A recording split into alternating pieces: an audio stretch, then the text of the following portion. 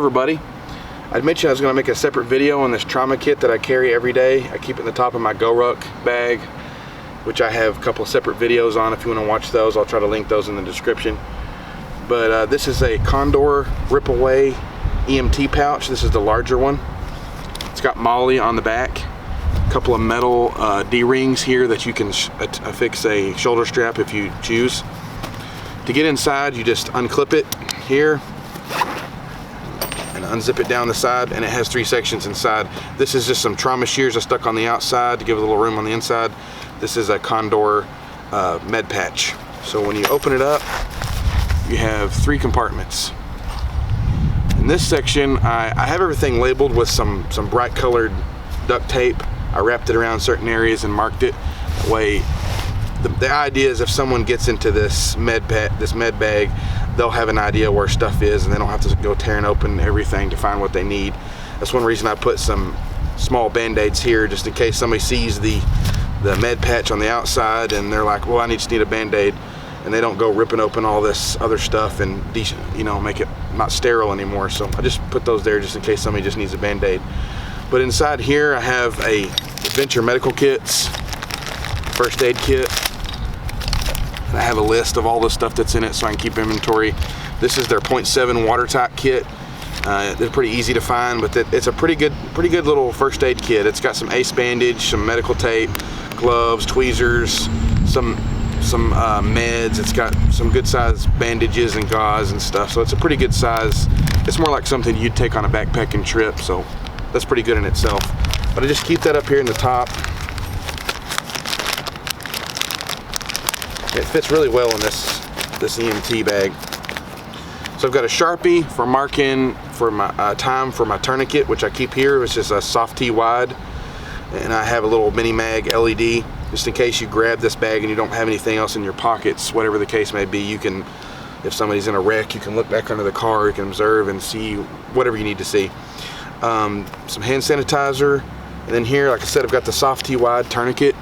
This is a 4-inch Israeli bandage with pressure bandage, and then I have a little pack of gloves. I keep several pairs of nitrile gloves. I've got one here, quick access, and then I've got some more here and some more insides. I've got pretty good on the gloves.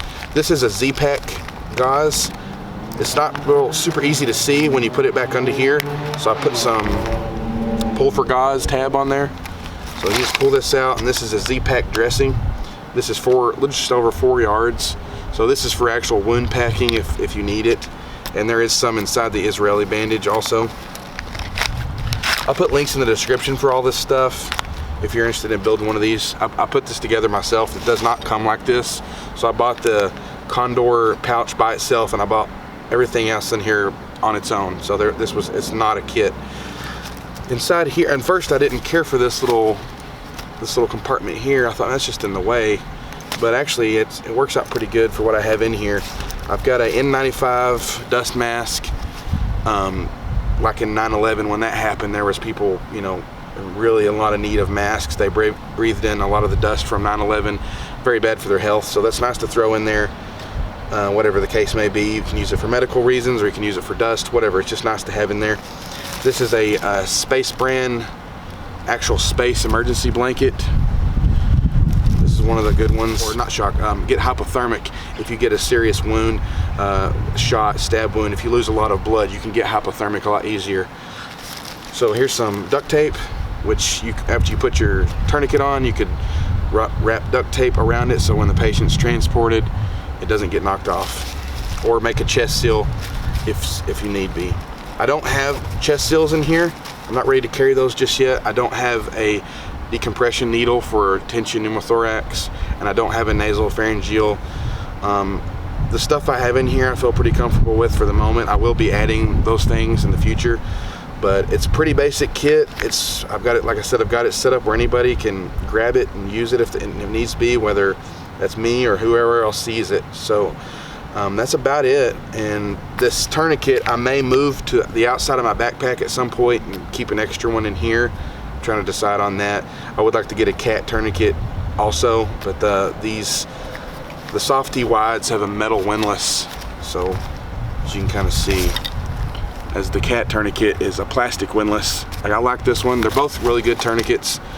They're both approved for combat use. I forgot the name of the association that approves them, but it's just good to have one of these kits in your bag, you know, in the vehicle. They have small trauma kits you can put in your back pocket, like billfold size, but especially if you carry concealed, it's nice to have, you know, stuff to treat. If you're in a gunfight, which hopefully you never are, but if you are, at least you have something to take care of the problem with, or not even that, just knife stabs, knife wounds.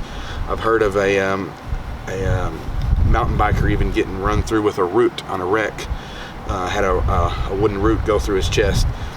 So there's all kinds of situations where trauma can happen. My dad one time nearly cut the end of his thumb off on a job we were on, and I had a med kit back in the day for that. So it's always nice to have a medical kit. Appreciate you watching. You guys have a good day.